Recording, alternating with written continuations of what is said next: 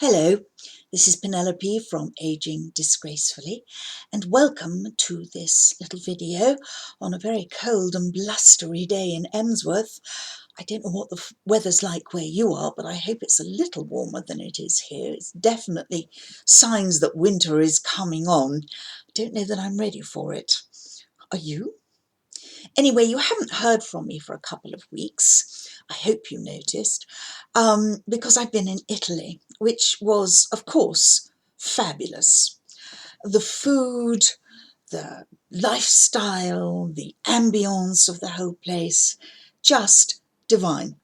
And I'm looking forward to next year. The shopping is great. So many bargains to be had in Salerno in particular, because it's quite a big town. And of course, most places you go, there are markets, shoe markets in particular. There's a big shoe market at a place called Civitanova, which is on the upper eastern coast, on the Adriatic, not the Mediterranean. And of course, shoe markets in Tuscany and outside Rome and everywhere, but markets generally, especially fresh food markets, because the Italians are very big on their fresh food.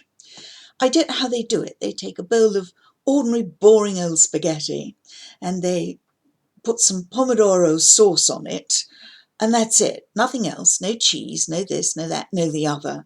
And it's just divine. Did we put on weight? Well, no, we didn't.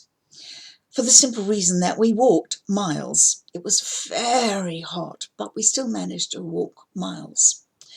We got around, of course, on bus and ferry. The ferries were lovely. The queues were interminable because people are holidaying longer because the weather is staying hotter longer, which we didn't really expect or want. The buses are very good. They're not expensive and you can go almost anywhere on a bus. We got a bus up to Ravello, which was one of the places we visited, with the most extraordinary gardens and incredible views right the way down the coast. We also got the bus down to Amalfi, which was a mistake because it's a long bus ride. It can be quite scary at times because it's a sheer drop down to the ocean and the road is so narrow and so windy. It's one of those.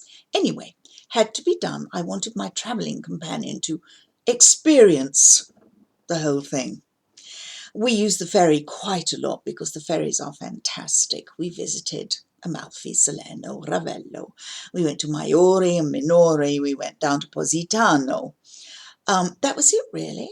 We did head south and we went to Paestum, where there is the most amazing collection of Greek temples. We also got the train out to Pompeii, Herculaneum, that whole area. We got the train into Naples. I don't actually mind if I never go to Naples again. Oh, I probably shouldn't say that, but I just did. The airport is good at Naples, so you can't complain really, can you? It was wonderful and I had a great time, and next year we will be going from beginning of October onwards and in May. So we're going to try and avoid the really, really hot periods that have eventuated, probably with climate change. That's all I'm saying on that particular subject. Anyway, great. Can't wait to get back. You will know, some of you will know anyway, that I work as a live-in carer. I haven't done it for a couple of weeks now, and I'm not doing it for the next month. And it's interesting to note that a lot of the stuff I did whilst I was working as a live-in carer is quite bizarre. I look at things I've written and things I've designed and sketched, etc., and it's as though it's another brain that's taken over. I'm seriously wondering if dementia is contagious. Probably isn't. But I think we should all decide on a special week for carers, because there are a lot of people who are unaware of what it means. And it's a very, very difficult job. It really is. It's very difficult. It's very tiring. It's very trying. If you're a live-in carer, if you work by the hour, if you know somebody, then yes, let's be kind to carers. Let's give them someone to talk to and a couple of hours off every day. That works really well. Moving right along, I just have to say that one of the things we did in Italy, because of course we were watching all these amazing, stylish Italian women wandering around, was we moved the reboot from being a reboot to a complete makeover. So it's going to be divided into 3 separate entities. The first one, of course, covers self-esteem and self-confidence. Why would it not? But one of the things I noticed particularly with Italian women 55 and over is that they have an extraordinary confidence about them. Whether their self-esteem is low or not, I don't know, but the confidence is really something we should all aim for. They know their place, they know what they want, and most of the time they seem to have what they want, which is very interesting because it's not what many of us picture Italian society to be. But it was wonderful. It was really, really great. So yes, the complete makeover. Self-esteem, self-confidence will be the first cab off the rank, so to speak, divided into 3 separate programs, 4 weeks, and 8 weeks. So we'll be talking about that later.